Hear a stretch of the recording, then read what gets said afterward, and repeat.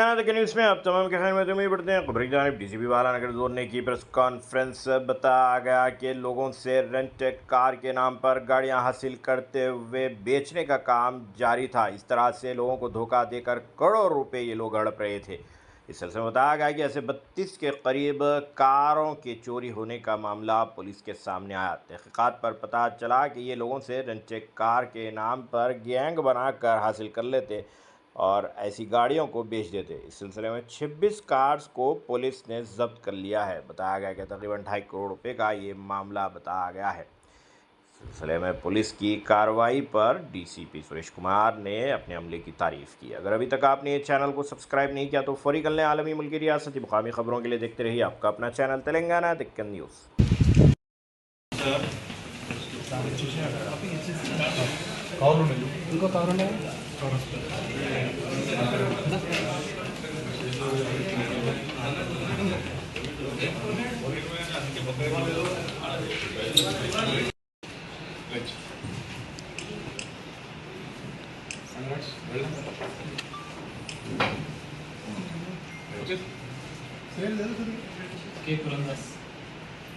Okay, sir.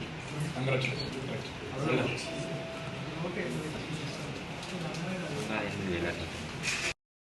2025న మా Jagadgirigutta police స్టేషన్కి ఒక కంప్లైంట్ వచ్చింది. ఆ కంప్లైంట్ సారాంశం ఏంటంటే, ఒక వ్యక్తి విశ్వ ఫణీంద్ర అనే వ్యక్తి, ఇతను కోనసీమ జిల్లాకు చెందిన వ్యక్తి. ఇతను రెంటల్ పర్పస్లో కార్లు తీసుకొని సెల్ఫ్ డ్రైవింగ్ కార్లు అనే ఒక కంపెనీ పెట్టి దానికోసం మా కార్లు తీసుకున్నాడు. నెల నెల లీజ్ అమౌంట్ ఇస్తా అన్నాడు. ఇవ్వకుండా ఇప్పుడు మా కార్లు కూడా లేవు, అతను కూడా కనిపించకుండా ఆఫీస్ మూసివేసిపోయినాడని చెప్పేసి కంప్లైంట్. దాంతో మేము crime number 86/25 under section 318 subsection 4, 316 subsection 2, 351 subsection 2 BNS కింద జగద్గిరిగుట్ట పోలీస్ స్టేషన్లో ఒక కేసు నమోదు చేసినాము. దాని తర్వాత ఇంకొక 2 కేసులు కూడా crime number 90 and crime number 101 same sections తోటి చేయడం జరిగింది.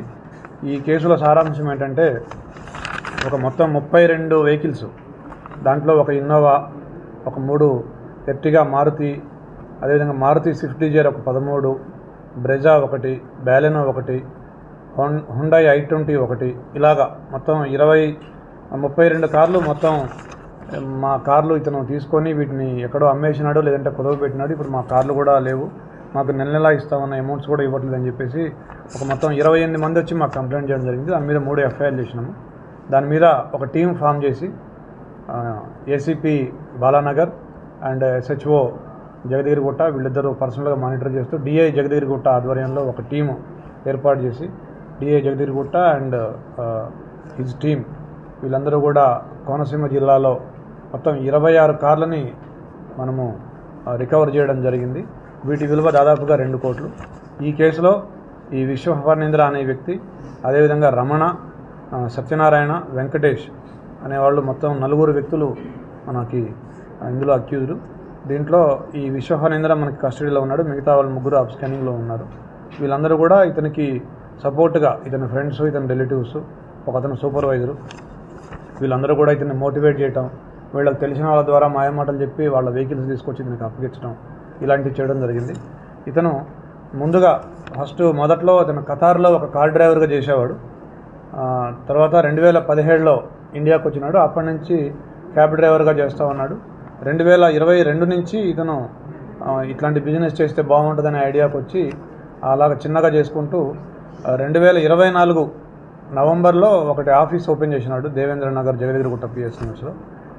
VVV cars tours and travels అని చెప్పేసి ఓపెన్ చేసి ఇలాగా అందరి దగ్గర కార్లు తీసుకొని వాళ్ళ కార్లకి నెల నెలా డబ్బులు ఇస్తాను, ఇన్నోవాకి అయితే 60,000, బ్రెజాకి అయితే 40,000, డిజైర్కి అయితే 40,000 ఇస్తా అని చెప్పేసి వాళ్ళ కార్లన్నీ తీసుకొని చివరికి ఒక 1 month 2 months డబ్బులు ఇచ్చినాడు. తర్వాత డబ్బులు ఇవ్వలేదు. ఆ కార్లు కూడా కొన్నిటిని అమ్ముకున్నాడు, కొన్నిటిని తనఖా పెట్టాడు. ఎస్పెషల్లీ కోనసీమ జిల్లాలో అతనికి తెలిసిన వాళ్ళ దగ్గర చాలామంది దగ్గర తనఖా పెట్టినాడు. ఆ డబ్బులన్నీ కూడా అతని విలాసాలకి వాడుకోవడం జరిగింది. మన దగ్గర ఒక 3 కేసులని. ఇదే ఇష్యూలో ఖమ్మం జిల్లా కల్లూరు పోలీస్ స్టేషన్లో కూడా ఒక 2 కేసులు అయినాయి. సో వీళ్ళని ఈరోజు మనం అదుపులో చేసుకుని, ఇతన్ని ఎవరైతే ఫణీంద్ర ఉన్నాడో అతన్ని అదుపులో చేసుకుని ఇవాళ అతన్ని రిమాండ్ చేయడం జరుగుతుంది. థ్యాంక్ యూ చేయడం జరిగింది వీళ్ళందరికీ. సో వీళ్ళందరూ ఇంకొకటి ఏంటంటే ఎస్పెషల్లీ ఎవరైతే ఇప్పుడు ఇందులో అయితే కారు ఓనర్సు, నార్మల్గా అయితే సామాన్య ప్రజలు ఎవరైతే డిపాజిటర్స్ ఎవరైతే ఎక్కువ వడ్డీలకి ఇచ్చి ఎక్కువ వడ్డీలు వస్తాయని చెప్పేసి, లేదంటే ట్రేడింగ్లో లాభాలు పొందొచ్చు అని చెప్పేసి, లేదంటే ఓవర్ నైట్గా ఇవాళ 1,00,000 పెడితే రేపటికి 1,50,000 వస్తాయి, లేకపోతే 1 మంత్లో 2 లక్షలు వస్తాయి, ఇట్లా ఆలోచించే వాళ్ళందరికీ పోలీస్ తరఫున మా సలహా ఏంటంటే ఎప్పుడు కూడా ఓవర్ నైట్ లాభాలు వస్తాయని చెప్పేసి మీరు ఎప్పుడూ దురాశ పొందొద్దు. మీ యొక్క దురాశ లేకపోతే మీ యొక్క పేరాశ, మీ యొక్క అత్యాశే ఆ మోసగాళ్ళకి ఆయుధం. అది సైబర్ క్రైమ్ కావచ్చు, చీటింగ్ కావచ్చు, ఇట్లాంటి కేసులు కావచ్చు. సో మీరు ఎప్పుడైతే ఎక్కువ అమౌంట్స్కి ఆశపడ్డారో ఆ మోసగాడికి ఒక అవకాశం దొరికినట్టే. కాబట్టి మీరు అత్యాశకి పోకండి. ధర్మబద్ధంగా, న్యాయబద్ధంగా ఎక్కడైతే గవర్నమెంట్ అష్యూరెన్స్ ఉన్న వాటిలో మాత్రమే మీరు ఇన్వెస్ట్మెంట్ పెట్టుకొని మీరు మీ డబ్బులు పోగొట్టుకోకుండా జాగ్రత్తగా ఉండాలని మా యొక్క సూచన. Thank you. Yes, thank you.